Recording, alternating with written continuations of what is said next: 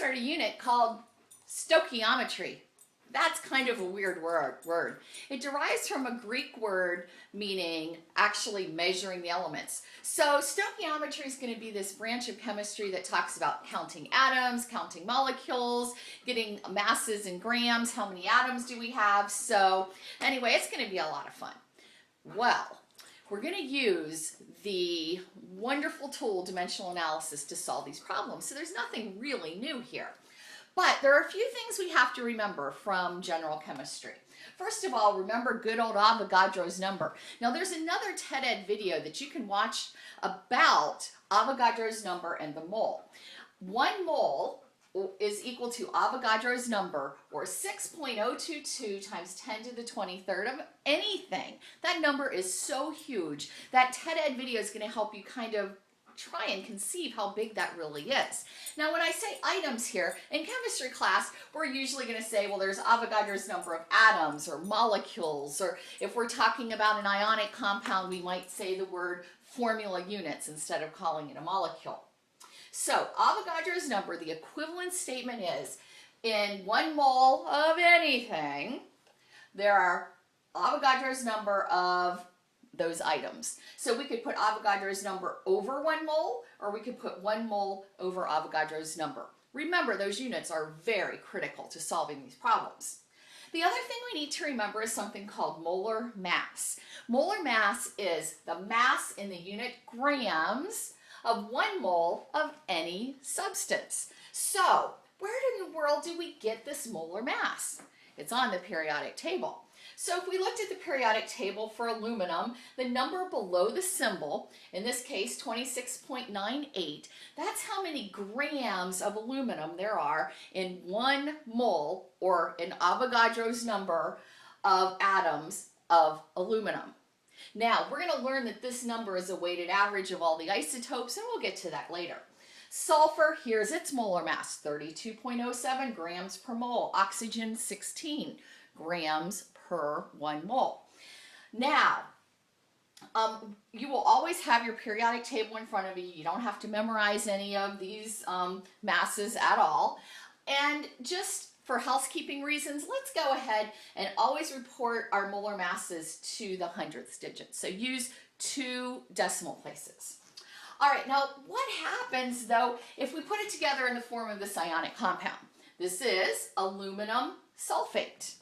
Now in a formula unit, this is an ionic compound, so I'll use the word formula unit, of aluminum sulfate. We have 2 aluminums. See the parentheses around the sulfate? Just remember that 3 distributes through the parentheses. We have 3 sulfurs and 12 oxygens. How in the world would we get a molar mass of all that? Well, to calculate the molar mass, we have 2 aluminums, so 2 times the molar mass of aluminum plus the 3 sulfurs and its molar mass and the 12 oxygens and its molar mass. When we add that all together, we come up that the molar mass for aluminum sulfate is 342.17 grams per 1 mole. Make sure you have that unit. Okay, so we're going to practice some problems using molar mass and Avogadro's number, and we're also going to have to pay attention to one little detail here. If we had a formula unit of aluminum sulfate, we would say there are 2 aluminums in one of the formula units, or 3 sulfurs, or 12 oxygens. Just one other thing to keep in mind when we are solving these problems. So I'm going to take a little water break here, and then we'll get back to solving some of these problems. Hey, welcome back. So, I've been taking a few sips of my water here, and I bet I took about, a mole of water. I had like a pretty big gulp. And as I was drinking my water, I started thinking, I wonder what the mass of 1 molecule of water would be. I bet I can use stoichiometry to figure this out. So we will start with what's given. 1 molecule of water. What kind of conversion factors do I have?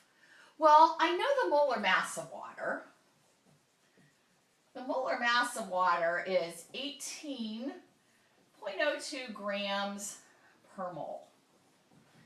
Maybe that would help. Okay, I've got molecule here. I know that that unit's automatically going to go down here. So it'll cancel. Oh, molecule's not here. It's grams, it's moles. What do I have that has molecules? Avogadro's number. There are Avogadro's number, 6.022, times 10 to the 23rd molecules in, this is equal to 1 mole. Hey, that works. This is a true statement. A mole is Avogadro's number of anything, so why not molecules of water? Okay, so I've got moles of water up here, but I'm not done. I asked the question, what's the mass? So I want grams. Well, I want to get rid of that unit. I'm going to put it down here. And I have a great conversion factor, my molar mass, to convert from moles to grams. And there are 18.02 grams in 1 mole. The moles cancel. I'm left with grams. Is that the unit I want? It is. Hey, that problem wasn't too bad after all.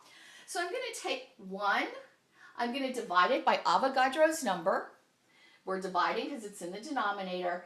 And then I'm going to multiply by the molar mass. And I will get my answer. Now, I want you not to just be writing all this down. That's great that you're doing that. But I want you to work it out on your calculator and see what you get to make sure that you're using scientific notation and everything the correct way. So go ahead, if you don't have a calculator, stop the video, get one, see what you get and what I get. And let's say that this was 1.0 molecules of water. Okay, into 2 sig figs, I get 3.0 times 10 to the negative 23rd grams. See if you get that answer.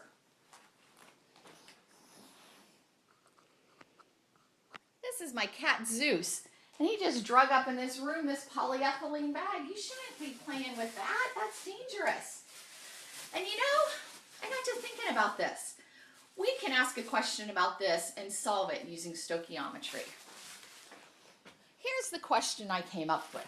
A polyethylene bag, and that's these typical grocery bags, has a mass of 12.4 grams. How many ethylene in that C2H4 molecules must be polymerized to make 1 bag? And first of all, I get kind of like, you know, do I know what polymerize means? And you get kind of scared if you don't know a word. But we can still do this problem. All that means is we're taking a bunch of ethylenes and putting them together, and that's called polymerization.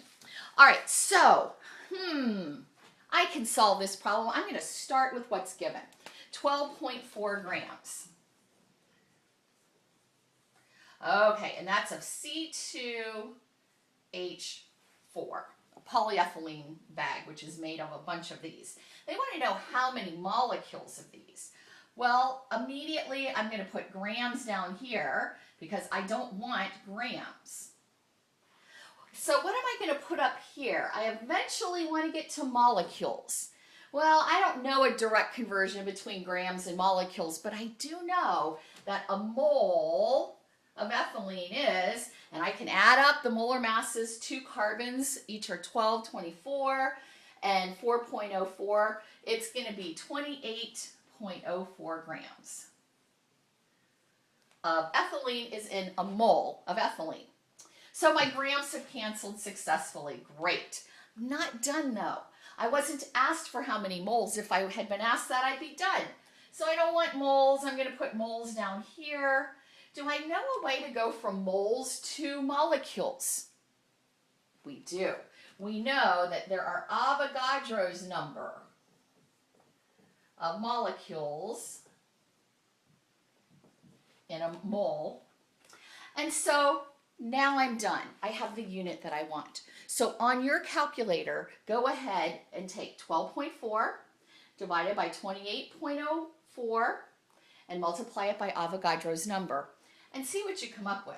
Usually when you're asked about how many molecules or how many atoms, it's going to be a big number because they're tiny little things. And so I got the number, and we're going to want 3 significant digits in our answer because that's what we started with.